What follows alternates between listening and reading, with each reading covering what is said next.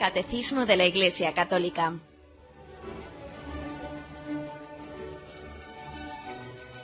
Un programa dirigido por Monseñor José Ignacio Munilla, obispo de San Sebastián.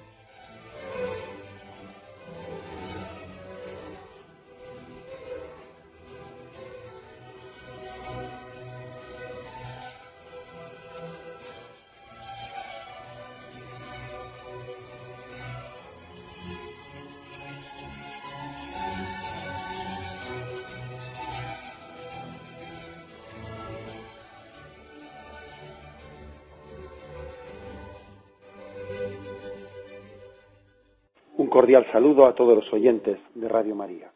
Un día más, con la gracia del Señor, proseguimos el comentario del Catecismo de nuestra Madre la Iglesia. Estamos en el punto 1256, que tiene como título ¿Quién puede bautizar? Y dice así: son ministros ordinarios del bautismo el obispo y el presbítero, y en la Iglesia latina también el diácono. En caso de necesidad, cualquier persona, incluso no bautizada, si tiene la intención requerida, puede bautizar. La intención requerida consiste en querer hacer lo que hace la Iglesia al bautizar y emplear la fórmula bautismal trinitaria. La Iglesia ve la razón de esta posibilidad en la voluntad salvífica universal de Dios y en la necesidad del bautismo para la salvación. Bien, aquí se distingue, como podéis ver, entre lo que se llama ministro ordinario y ministro, pues, extraordinario. Ministro ordinario es cuál es, pues, en las circunstancias normales, cuál ha querido el Señor, pues, que sea quien dispense el sacramento del bautismo.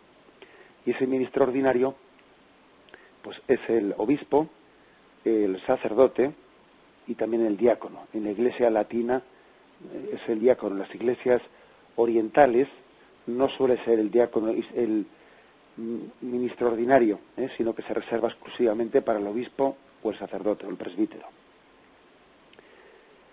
¿Por qué se hace esta distinción entre, pues, ministro ordinario y ministro extraordinario? Pues porque, como vamos a ver ahora, la Iglesia tiene conciencia de que el sacramento del bautismo es un sacramento, pues, clave, ¿no? Un sacramento puerta para la salvación. Es un sacramento necesario para la salvación. Ahora explicaremos todo ello. Entonces, claro, pues, desde esa conciencia, el Señor ha tenido un espíritu siempre de facilitar al máximo los caminos de salvación.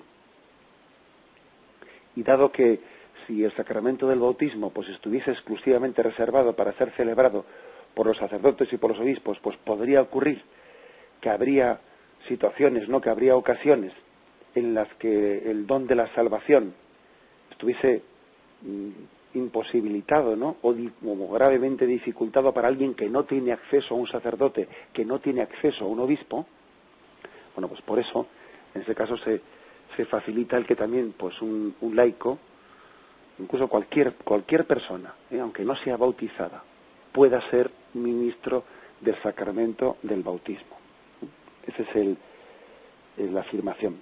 Se nos cita un texto del Código de Derecho Canónico, el 861, que vamos a leer.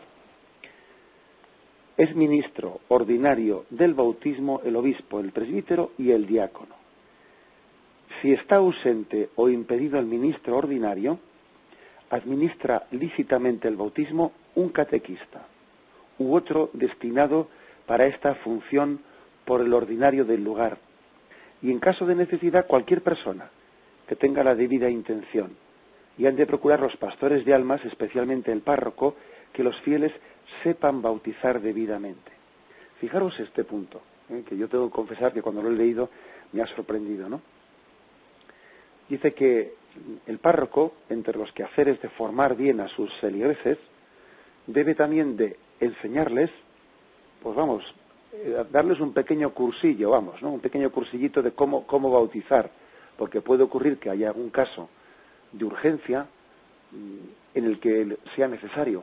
No se dan por ahí cursillos de atención de primera necesidad, No se dan por ahí cursillos pues para cómo atender a una persona que ha tenido una parada cardiorrespiratoria, cómo darle pues un masaje en el corazón, cómo darle una respiración boca a boca. No se dan por ahí cursillos de primera atención a nivel de salud corporal. Bueno, pues lo mismo dice aquí el Código de Derecho Canónico a este respecto. Dice el párroco debe de procurar que sus fieles sepan bautizar debidamente, por si les ocurre que se ven en algún momento pues en esa extrema necesidad. Bueno, digo que me llama la atención porque la verdad es que yo no lo he hecho nunca, o sea, nunca se me ha ocurrido a mis feligreses pues darles esa enseñanza, o sea, enseñarles prácticamente, aunque uno entiende que la misma asistencia de los fieles a los bautismos de su parroquia es un buen cursillo, o por lo menos es un cursillo mínimo. El que ha asistido repetidamente a los bautismos de los miembros de su parroquia, pues en esa misma asistencia ha ido aprendiendo cómo se bautiza, ¿no? Puesto que también es un signo bien sencillo. Bien, continúa este punto del código, exceptuando el caso de necesidad, a nadie es lícito bautizar en territorio ajeno, sin la debida licencia ni siquiera a sus súbditos. Ofrézcase al obispo el bautismo de los adultos, por lo menos el de aquellos que han cumplido 14 años, para que lo administre él mismo si lo considera conveniente. O sea que dice que no es lícito bautizar fuera de su territorio. Es decir, por ejemplo, si un sacerdote va a otra parroquia o un obispo va a otra diócesis, no es lícito que esté bautizando allí sin la debida licencia, sin haber pedido licencia al párroco de ese lugar o al obispo de aquel lugar. Ojo, fijaros, dice no es lícito, no dice no es válido. O sea, es válido el bautismo. La Iglesia siempre ha distinguido entre lícito y válido. Es lícito, mejor dicho, si un sacerdote va a otro sitio, va a otro lugar y allí, pues por ejemplo, se va a una capilla privada de sus amigos y allí bautiza al hijo de unos amigos suyos sin haber dicho nada al párroco de aquel lugar, ¿es válido el bautismo? Sí, el bautismo es válido. Aunque no es lícito lo que el párroco ha hecho, debería de haberse puesto en comunicación con el párroco de aquel lugar y debería de haber pedido un permiso, etcétera, pues porque las cosas hay que hacerlas bien hechas. Entre otras cosas porque ese bautismo tiene que estar registrado en los libros parroquiales de la parroquia. Entonces, por lo tanto, aunque sería válido, pues no sería lícito. Estas son las matizaciones pues que se hacen. Aquí, de todo lo que hemos escuchado, pues la afirmación principal es el que la Iglesia da grandes facilidades, ¿no?, para poder administrar el sacramento del bautismo. Facilita. ¿Por qué lo facilita tanto? Pues por lo que hemos dicho, porque tiene conciencia de la necesidad, pues para poder acceder a la salvación, ¿no?, que este es un sacramento de salvación. Entonces la facilita tremendamente. Otro detalle que hay que darle pues una vuelta un poco para entenderlo. Dice aquí, en caso de necesidad, cualquier persona, incluso no bautizada, si tiene la intención requerida, puede bautizar. ¿Qué es esto de la intención requerida? Dice, la intención requerida consiste en querer hacer lo que hace la Iglesia al bautizar y emplear la fórmula bautismal trinitaria. O sea, es decir, el querer hacer lo que la Iglesia hace, querer hacerlo. Hace poco, pues una oyente llamaba y hacía una pregunta interesante, ¿no? Decía, bueno, pero si para que un sacramento sea válido hace falta tener la intención que tiene la Iglesia al celebrarlo, decía ella, pues imaginémonos que una persona que puede ser sacerdote, o puede ser un seglar o quien sea, que igual tiene crisis de fe y que igual no cree ni en el pecado original ni en cosas por el estilo, ¿no? Pues entonces bautiza. Y ella, esta oyente preguntaba, bueno, si esta persona tiene las ideas así de confusas, ¿no?, pues porque no cree en el pecado original, etcétera, etcétera, entonces no tiene la intención de hacer lo que hace la Iglesia, entonces ese sacramento del bautismo es válido. O sea, yo es que creo siempre conviene darse cuenta de que la Iglesia en sus formulaciones mide mucho las palabras, ¿eh? No dice que para que el sacramento sea válido, el ministro, el que lo está celebrando, tiene que tener perfecta conciencia de lo que está haciendo. Dice que quiere hacer lo que la Iglesia hace al bautizar. O sea, no se le pide, para que sea válido el sacramento, no se le pide pues el que él sea consciente de todo lo que supone el bautismo, sino se le pide un mínimo, y el mínimo que se le pide es que quiera hacer lo que la Iglesia llama bautizar, y punto. Por otra parte, es evidente esto cuando dice que en caso de necesidad incluso una persona no bautizada puede bautizar. O sea, uno que no esté bautizado, él puede bautizar a otro. Evidentemente uno que no es bautizado, que imaginamos que no será creyente, por lo menos no será un creyente bien informado, esa persona no sabe plenamente lo que es el bautismo. Él va a bautizar a otro sin tener él clara conciencia de lo que es el bautismo, sin tener conciencia de que este bautismo perdona el pecado original, perdona los pecados personales, nos hace hijos de Dios, nos integra en la Iglesia. Pues esa persona, pues sobre todo si es no bautizada, pues posiblemente no sabrá eso. Pero fijaros, sin embargo la Iglesia proclama la validez de ese sacramento. ¿Por qué? Porque basta con que esa persona tenga la intención de hacer lo que la Iglesia hace, es decir, vamos a bautizar a esta persona. Imaginaros que alguien que está en peligro de muerte pues le ha pedido a un amigo suyo que no es cristiano, porque no hay otro. Le dice, por favor, bautízame. Y esa persona dice, ¿cómo lo hago? Hazlo así y así y así. Bueno, pues esa persona, a la hora de hacerlo, tiene la intención de hacer lo que su amigo le ha pedido. Es decir, lo que la Iglesia hace en ese rito. Luego es válido el sacramento. Es válido. Que, como preguntó aquella oyente, pues el que bautiza tenga una crisis de fe. Bueno, pues rezaremos por él. Rezaremos por él, pero no por eso el sacramento que celebra deja de ser válido. La Iglesia suple en ese sentido. La Iglesia suple. Una cosa es querer hacer lo que la Iglesia hace y otra cosa es tener plena conciencia y una fe firme, que eso, pues por desgracia puede haber personas que tengan crisis al respecto, ¿no? Pero no por eso el sacramento deja de ser válido. Ojo, no por eso se compromete la validez del sacramento, porque la Iglesia está asistiendo, está de alguna manera asegurando con su asistencia, pues sencillamente la validez de ese sacramento. Y el motivo último, lo dice este punto al finalizar, la Iglesia ve la razón de esta posibilidad en la voluntad salvífica universal de Dios. Aquí se nos citan dos textos. Primera carta de Timoteo, capítulo 2, versículo 4. Esto es bueno y agradable a Dios nuestro Salvador, que quiere que todos los hombres se salven, y lleguen al conocimiento pleno de la verdad. Porque hay un solo Dios, y hay también un solo mediador entre Dios y los hombres, Cristo Jesús, hombre también, que se entregó a sí mismo como rescate por todos. O sea que Jesús se entregó por todos, no solo por algunos. Y Él quiere que todos los hombres se salven, no solo algunos. Fijaros que una de las herejías que rechazó la Iglesia Católica a lo largo de sus siglos fue la afirmación de que Jesús había muerto únicamente por la salvación de los que estaban predestinados al cielo, que por los otros no había muerto. Una explicación muy cómoda, ¿verdad?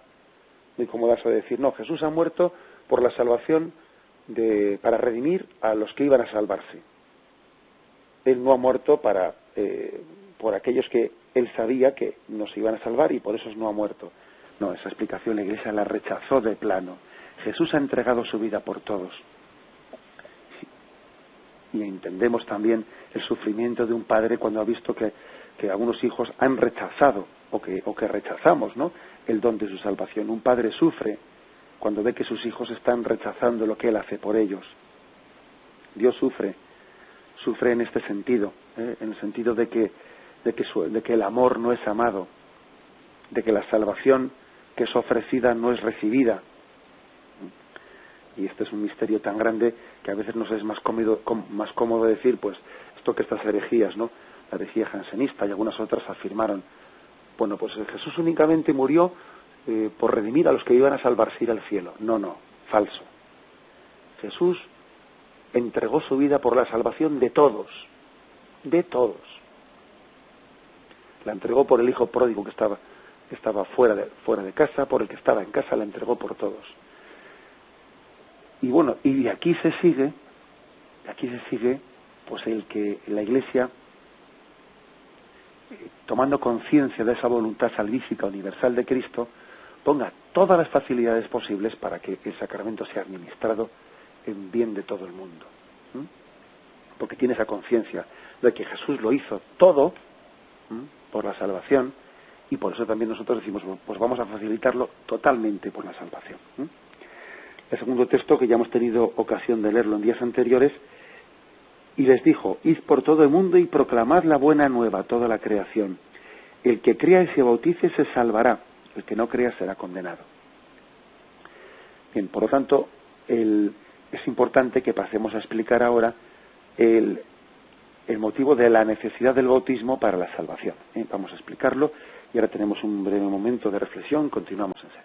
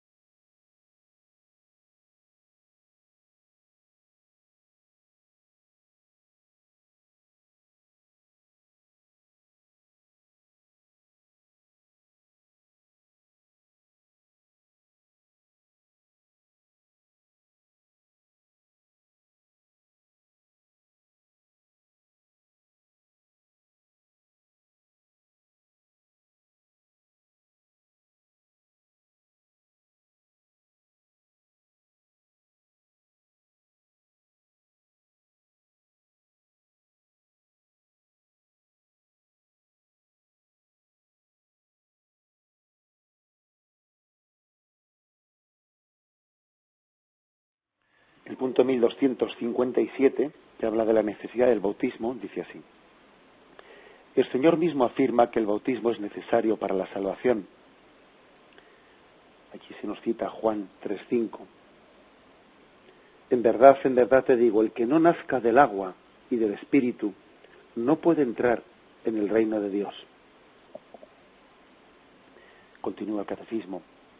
Por ello mandó a sus discípulos a anunciar el Evangelio y bautizar a todas las naciones. El bautismo es necesario para la salvación en aquellos a los que el Evangelio ha sido anunciado y han tenido la posibilidad de pedir este sacramento. La Iglesia no conoce otro medio que el bautismo para asegurar la entrada en la bienaventuranza eterna. Por eso está obligada a no descuidar la misión que ha recibido del Señor de hacer renacer del agua y del Espíritu a todos los que puedan ser bautizados. Dios ha vinculado la salvación al sacramento del bautismo, pero su intervención salvífica no queda reducida a los sacramentos. Bueno, hay una afirmación doble, que hay que afirmar los dos puntos de la afirmación. Dios ha vinculado la salvación al bautismo, Dios ha querido que el bautismo sea el instrumento de salvación, pero, por otra parte, Dios tiene más formas de actuar que el conducto de los sacramentos. Dios también puede, como ahora vamos a ver, Dios puede también ofrecer el don de la salvación por conductos extrasacramentales, sin que por eso el conducto ordinario deje de ser el bautismo y tengamos urgencia de administrarlo. Hay que afirmar las dos cosas, porque es que si no se afirman las dos cosas, podemos caer en un doble peligro. Por una parte, o el peligro que podríamos llamar fundamentalista, no sé si ese término me cae muy simpático, porque la palabra fundamentalista es ir a lo fundamental, pero bueno, podría ser el peligro de imaginar pues un Dios que está con las manos atadas a unos medios humanos, que aunque sean medios divinos también, porque ojo, el bautismo no es un medio humano, sino que es un medio divino puesto en manos de la Iglesia. Bien, pero Dios supera todo medio. Dios supera todo medio. Entonces, hay que decir que el único medio que es absolutamente insuperable es el de Jesucristo. Jesucristo es el único medio, el único instrumento, el único mediador a través del cual Dios envía la salvación al mundo. Incluso los que no saben que Cristo es el Salvador, cuando estén pues en el cielo, si es que han vivido conforme a la voluntad de Dios y reciben el don de la salvación, entonces sabrán que Cristo les ha salvado. Un Jesucristo que ellos en la tierra no conocieron, pero no ha habido otro Salvador para ellos. Aunque ellos no hayan conocido a Cristo aquí, su Salvador ha sido Jesucristo. Y digo que por tanto hay dos extremos, dos peligros. Uno es el peligro de pensarse pues que únicamente los que están inscritos en el registro de bautizados de la parroquia, ellos pueden salvarse y los demás no, porque no tienen su nombre escrito. Pues es un peligro digamos, yo he dicho de fundamentalismo, de hacer una imagen equivocada de esa voluntad salvífica del Señor. Vamos, hay muchas sectas que vienen a afirmar básicamente eso. Hay muchas sectas que vienen a afirmar, pues, el que no sea testigo de Jehová no podrá ir al cielo. Bueno, pues es que lo afirman expresamente. Ahora bien, hay también un extremo contrario, y hoy en día caemos más fácil en este segundo extremo. Y el segundo extremo dice, bueno, pues si total Dios también puede salvar, porque Dios lo puede todo, y Dios no únicamente salva por el conducto de los sacramentos, sino por el camino extrasacramental, Dios puede dar su gracia por muchos caminos, pues entonces no es tan urgente bautizar, entonces no es tan urgente ir a las misiones, entonces no es tan urgente cumplir la palabra de Jesús, ir por todo el mundo proclamando el Evangelio. Pues entonces no hay que estar incomodando a la gente es decir, este segundo peligro todavía se está dando más que el primero, que el del fundamentalismo, ¿no? Se está dando mucho, de alguna manera, menospreciando o dándole menos importancia, menos urgencia a los sacramentos. Y los dos peligros, pues deben ser rechazados.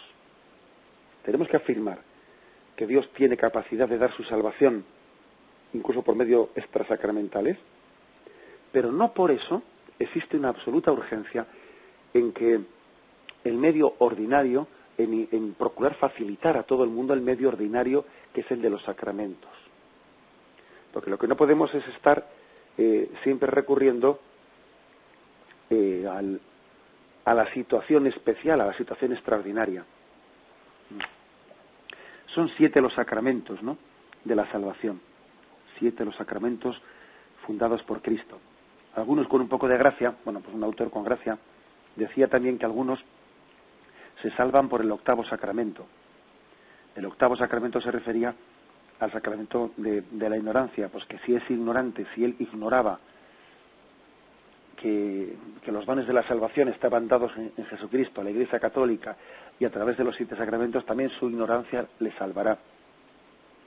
Entonces, con un poco de buen humor, decía este autor que algunos se salvan por el 8º sacramento, por el sacramento entre comillas, ¿no?, de la ignorancia.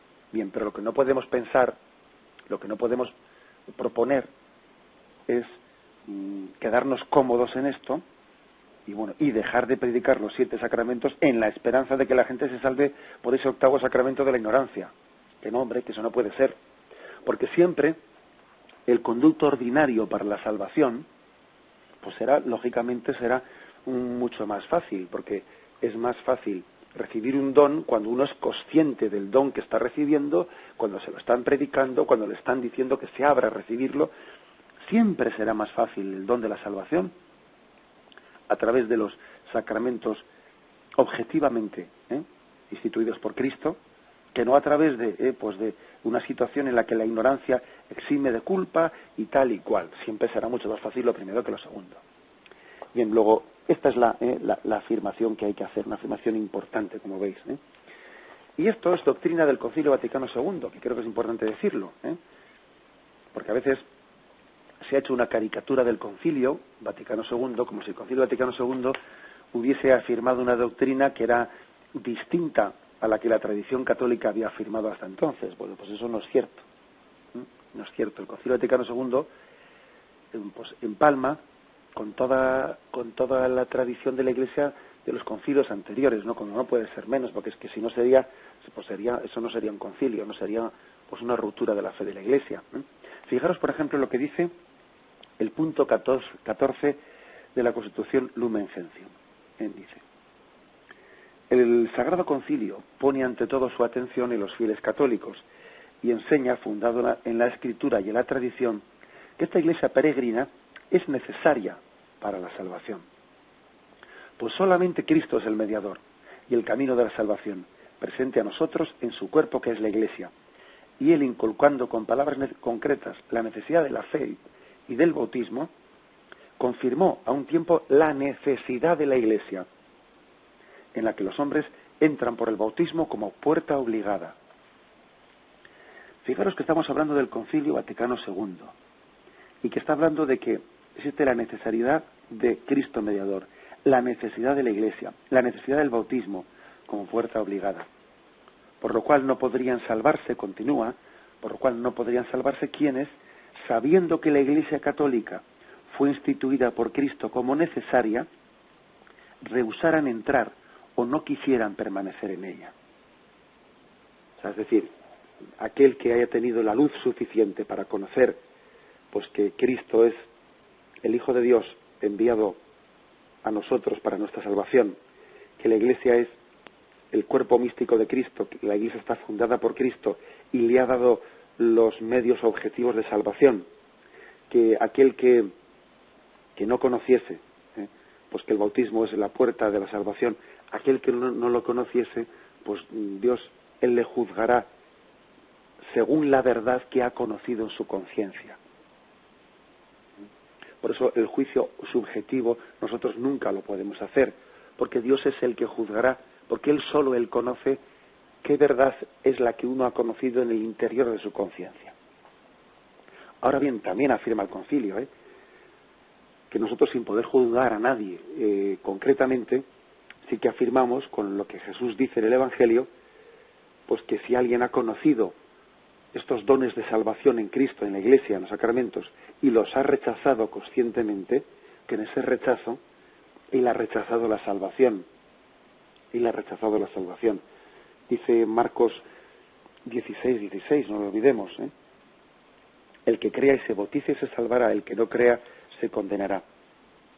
O sea que la cosa, como veis, es urgente. La afirmación del Concilio Vaticano II es una afirmación potente. En la Iglesia no se avergüenza de proclamar, ¿no?, pues cuál fue el mensaje de Jesucristo, y lo proclamamos, ¿no?, a todas las gentes.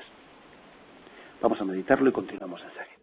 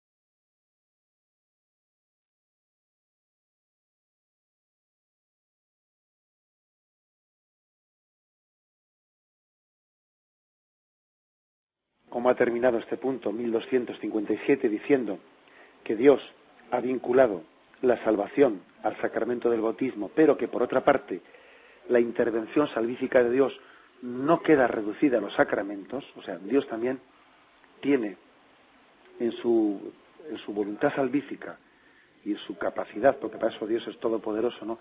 Tiene la capacidad de dar su salvación también por medios extrasacramentales. Bueno, pues ahora, en los puntos siguientes, se nos explica un poco cuáles pueden ser, ¿no?, esos medios extrasacramentales, más allá de los sacramentos, en los cuales el Señor puede, y ofrece, de hecho, interviene para salvar al hombre. El punto 1258 dice: desde siempre la Iglesia posee la firme convicción de que quienes padecen la muerte por razón de la fe, sin haber recibido el bautismo, son bautizados por su muerte con Cristo y por Cristo. Este bautismo de sangre, como el deseo del bautismo, produce los frutos del bautismo sin ser sacramento.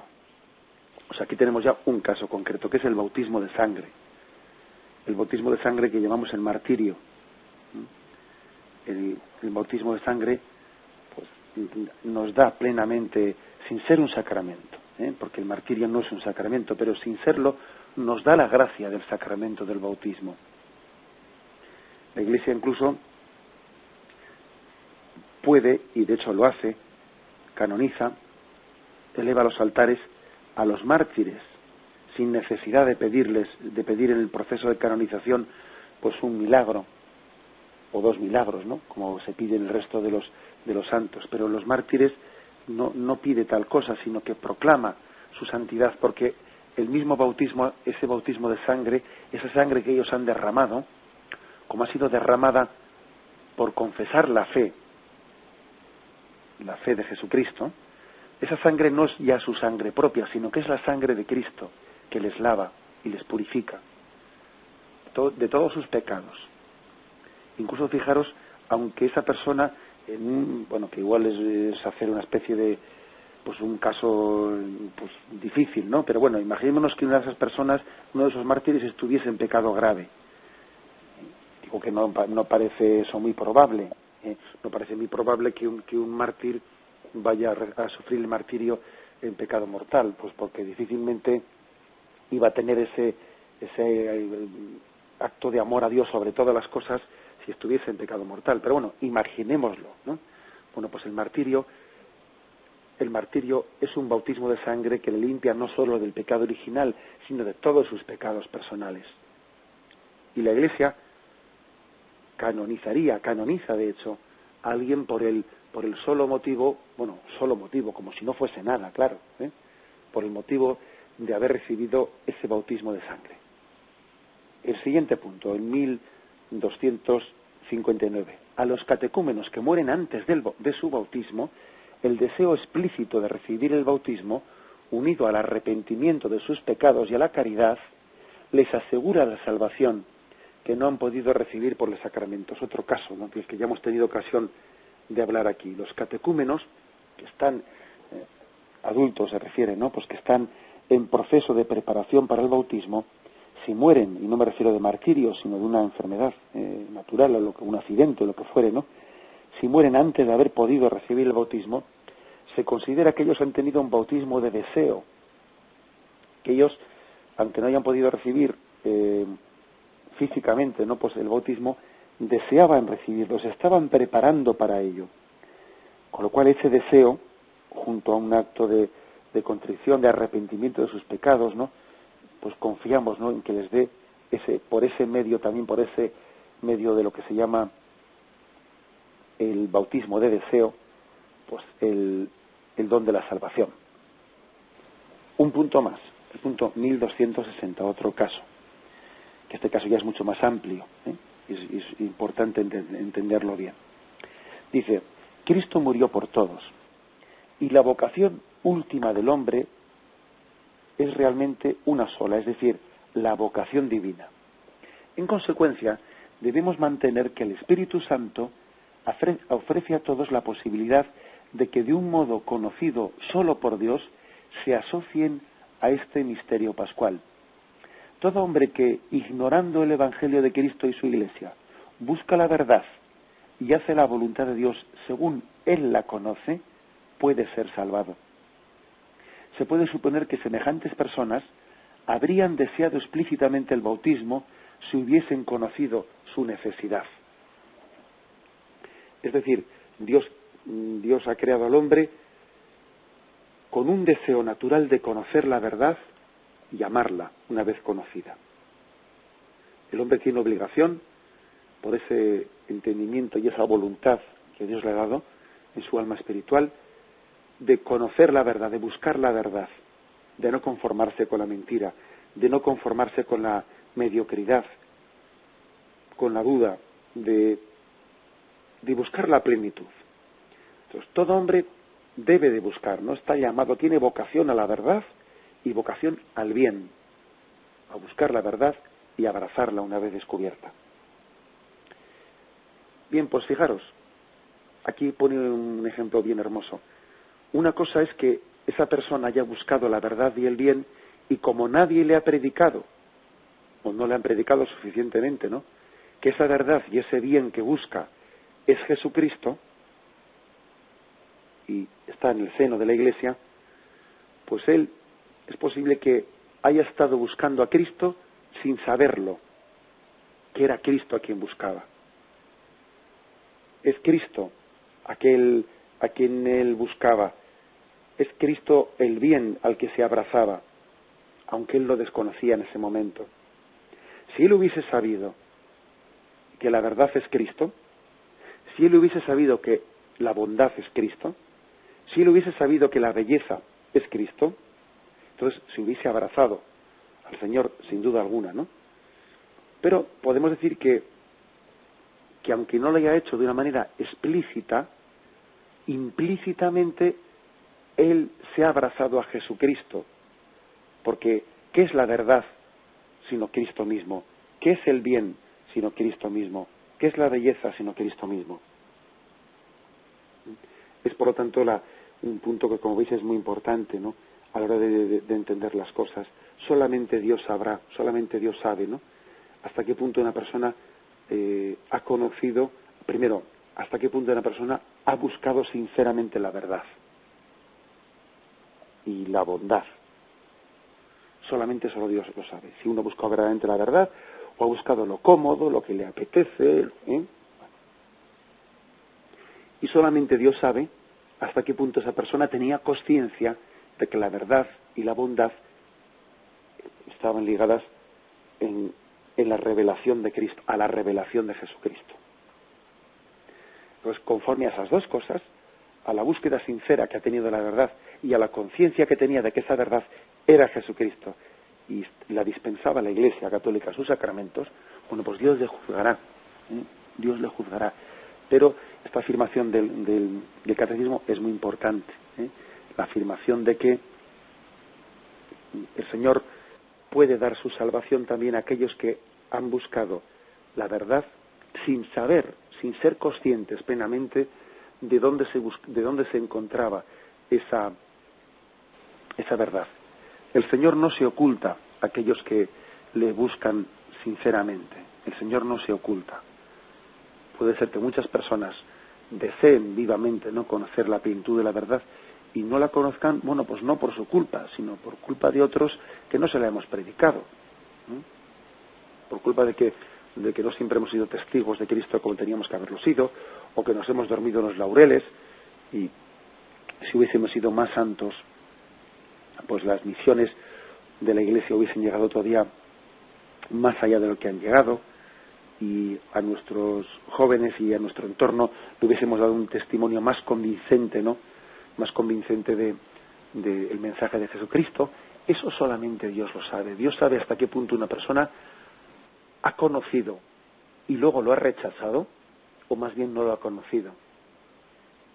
Bien, este es el mensaje, por lo tanto, de estos puntos que tienen también como título la necesidad del bautismo. Nos falta uno, pero lo reservaremos para mañana. Bien, me despido con la bendición de Dios Todopoderoso. Padre, Hijo y Espíritu Santo, descienda sobre vosotros. Alabado sea Jesucristo.